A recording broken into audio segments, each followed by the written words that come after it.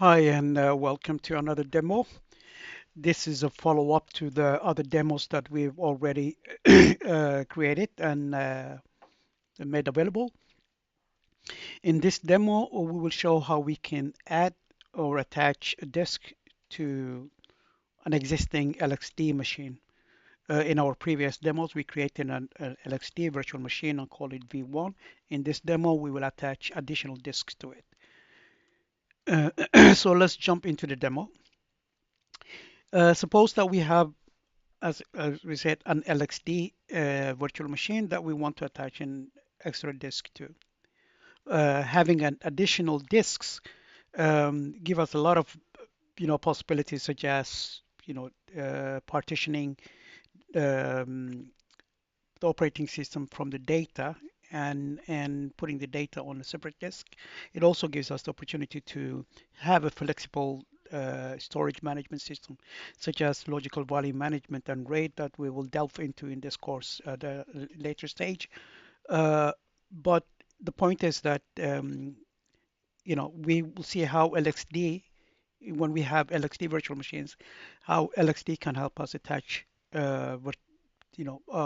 disks to the virtual machine. Just like having a bare metal a machine where we take an additional disk and attach to it. We are doing the same thing, but in a virtual environment, in a virtual machine. All right. Before we create any disk, let's see what volumes that already exist on the LXD system. All right. We see that there's only one volume that exists that is called V1. This reflects the virtual machine that we have that we created earlier that's called V1 and it's type block. This is important because block types are the ones that give us the possibility to have a disk. LXD can have different kinds of volumes such as files and other kinds of storage types, but for us the block type is important. All right. Um, uh, as I said, in LXD, we create different kinds of volumes. In our case, we're interested in the block type. That will give us a disk. All right. Now let's create a volume of type block. You see that the volume is created and it's called disk one. It's created on the default pool. Give it the name of disk one, size of 500 megabyte. It's type block, which is very important, as I've mentioned earlier. Um, just the command creates the disk for us of a size 500 megabytes. Okay, now let's check the storage pool again and see the volumes that are in the default storage pool. We see that a volume is created now for us called disk1 of type block, and it's not used by any entity at all. No virtual machine or containers are using it or accessing it for the time being. All right, great, so far so good. Now we can take uh, or now and add and attach the new disk that we created to the virtual machine. But before we do that, let's explore what sort of disks that are available on the actual virtual machine. Uh, we can do this without actually, we can do this with the LXC exec command and give it a bash at the end to get interactive. But we can also, the beauty of LXC command is that we can actually execute commands on the virtual machine without actually logging in or connecting to it. And that's what we're going to do in this case by applying dash dash before the command. Okay, this is the command LXC execute on the virtual machine V1. And the command we are going to execute is fdisk -l just to show us all the disks that are available. We see that the only disk that's available here is SDA. There are other disks that are available, but these are virtual disks that are not used. They are not.